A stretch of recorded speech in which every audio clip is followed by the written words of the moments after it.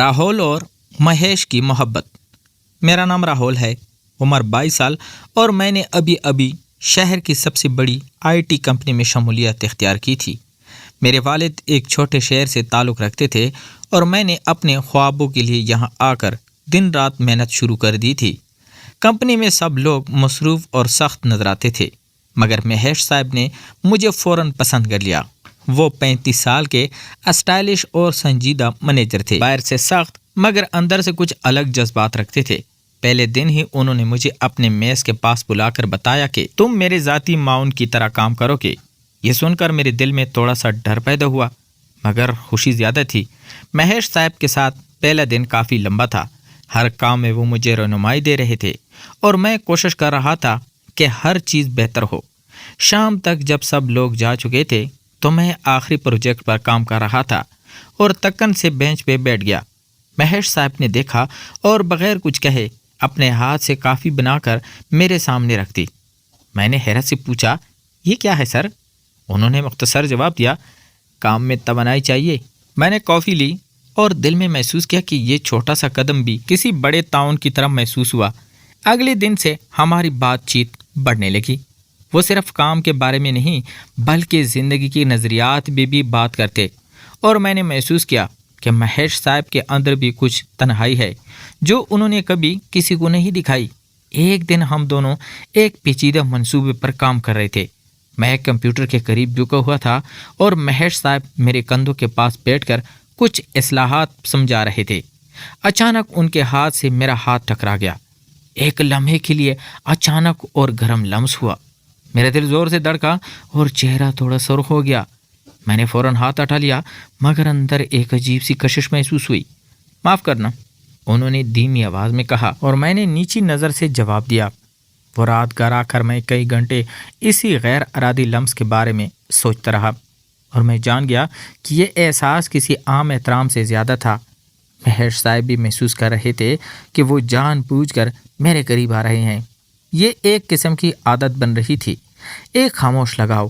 اسی دوران سر کی اہلیہ شہر کے باہر ایک کانفرنس کے لیے جا رہی تھی۔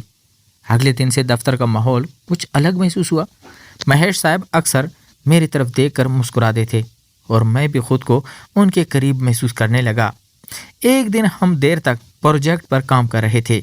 میں نے محسوس کیا کہ وہ میری ہر چھوٹی کوشش کو غور سے دیکھ رہے ہیں، اور ان کی آنکھوں میں ایک گرم جوشی چھپی تھی جو پہلے کبھی نہیں دیکھی تھی۔ شام کے وقت جب سب لوگ جا چکے تھے، مہیش صاحب نے کہا، راہل، آج تم بہت محنت کر رہے ہو، تھوڑا آرام کر لو۔ میں نے جھجک کے ساتھ کہا، سر ابھی بہت سا کام باقی ہے۔ انہوں نے نرم لہجے میں کہا، کبھی کبھی دل کی سننا بھی ضروری ہے۔ میں نے ان کی بات سنی اور تھوڑی دیر کے لیے اپنی کرسی پر بیٹھ گیا۔ دل میں ایک عجیب سکون محسوس ہو رہا تھا۔ اچانک وہ میرے پاس آئے اور میرے کمپیوٹر کے قریب جھک کر اصلاحات دکھانے لگے۔ ان کی گرم موجودگی میرے دل کو تیز دھڑکا رہی تھی۔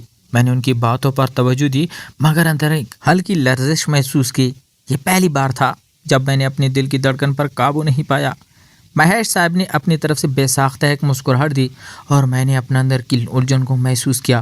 وہ رات گھر جا کر میں کئی بار اسی دن کے لمحات یاد کرتا رہا اور محسوس کیا کہ میرے لیے مہیش صاحب کی موجودگی صرف ایک کام کا تعلق نہیں بلکہ ایک جذباتی لگاؤ بن چکی تھی۔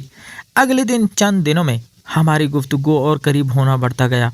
ہر چھوٹا سا لمحہ ایک نیا احساس لے کر آتا اور میں جان گیا کہ رشتہ صرف کام کا نہیں بلکہ دل کی بھی سمجھوتا بن چکا ہے۔ کچھ دنوں کے بعد ایک رات میں دفتر میں اکیلا رہ گیا۔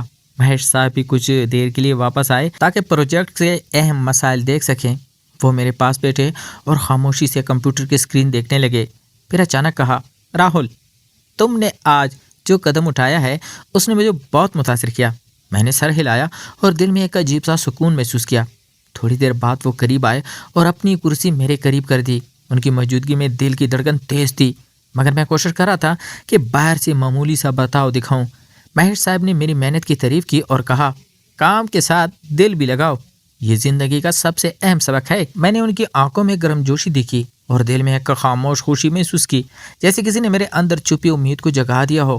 رات کے وقت دفتر کے خاموش لمحے صرف ہم دونوں کے درمیان ایک نرمی اور سکون پیدا کر رہے تھے، اور میں نے جان لیا کہ یہ رشتہ صرف کام یا ذمہ داری کا نہیں بلکہ ایک جذباتی قربت اور اعتماد کی بنیاد پر کھڑا ہے۔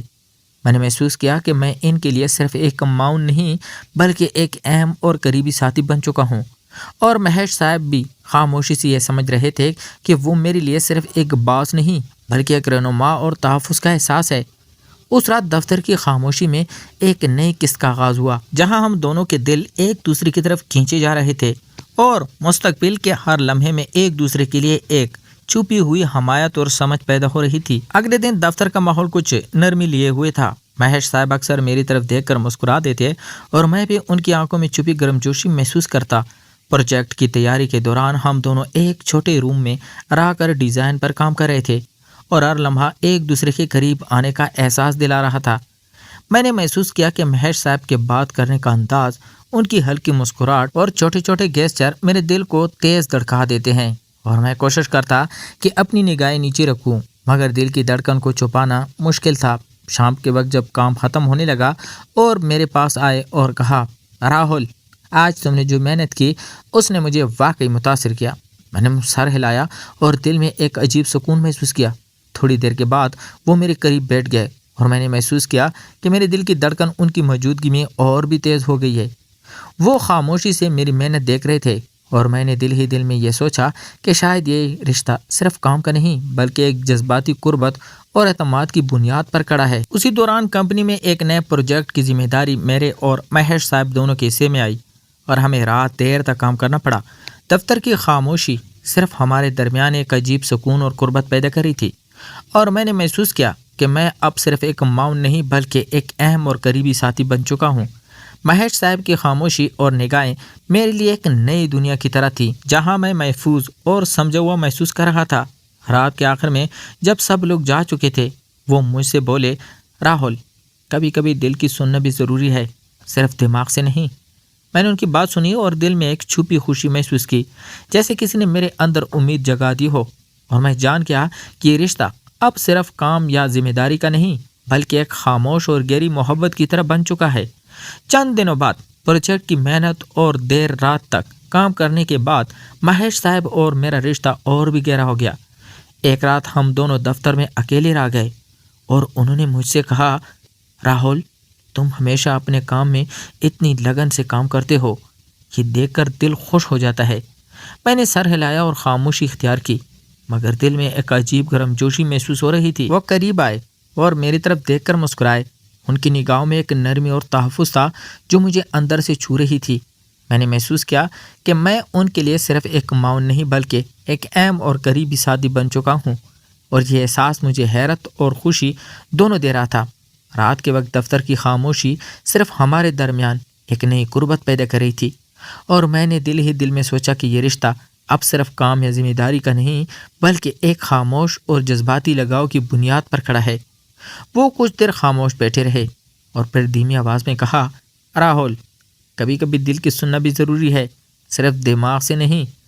میں نے ان کی بات سنی اور دل میں ایک نئی امید پیدا ہوئی، جیسے کسی نے میرے اندر چھپی جذبات خواہش کو جگا دیا ہو۔ اس رات میں نے جان لیا کہ ہمارے درمیان جو تعلق بن رہا ہے وہ صرف کام یا ذمہ داری کا نہیں بلکہ ایک گہری، خاموش اور پر اثر محبت کا آغاز ہے۔ اور میں دل ہی دل میں سوچ رہا تھا کہ مستقبل کے ہر لمحے میں ہم ایک دوسرے کے لیے مضبوط حمایت اور قربت کا سبب بنیں گے۔ اگلے دن سے ہمارا رشتہ اور بھی مضبوط ہو گیا۔ ہم دونوں پروجیکٹ کے دوران ایک دوسرے کی باتیں سمجھتے اور خاموشی میں بھی قربت محسوس کرتے۔ مہیش صاحب اور میں اب صرف باس اور معاون نہیں بلکہ ایک دوسرے کے لیے اعتماد اور سکون کا باعث بن چکے تھے۔ ایک دن جب پروجیکٹ مکمل ہوا، اس نے مجھے کہا، راہل، تم نے میری زندگی میں خوشی اور سکون دونوں لے آئے ہیں۔ میں نے سر ہلایا اور دل میں یہ جان لیا کہ ہماری قربت اب ایک نئی زندگی کی طرح ہے، جہاں ہم ایک دوسرے کے لیے مضبوط اور مستقل حمایت بنیں گے۔ رات کے وقت دفتر کی خاموشی میں ہم نے ایک دوسرے کی موجودگی میں اپنے دل کی گہرائی محسوس کی اور سمجھ لیا کہ ہمارا رشتہ صرف کام کا نہیں بلکہ ایک حقیقی اور گہری محبت میں مبنی ہے۔ اس طرح ہماری کہانی ایک نئے آغاز کے ساتھ ختم ہوئی، ایک ایسا آغاز جہاں اعتماد، قربت اور محبت نے ہر خوف اور الجھن کو ختم کر دیا۔ تو پیارے دوستو، اگر آپ کو یہ کہانی پسند آئی ہو تو لائک کریں، شیئر کریں اور سبسکرائب کرنا نہ بھولیے تاکہ آپ ہماری مزید دلچسپ اور جذباتی کہانیاں دیکھ سکیں۔ نیچے کمنٹ میں ضرور بتائیں کہ آپ کو یہ کہانی کیسی لگی۔ آپ کے فیڈ بیک کا ہمیں انتظار رہے گا۔ شکریہ۔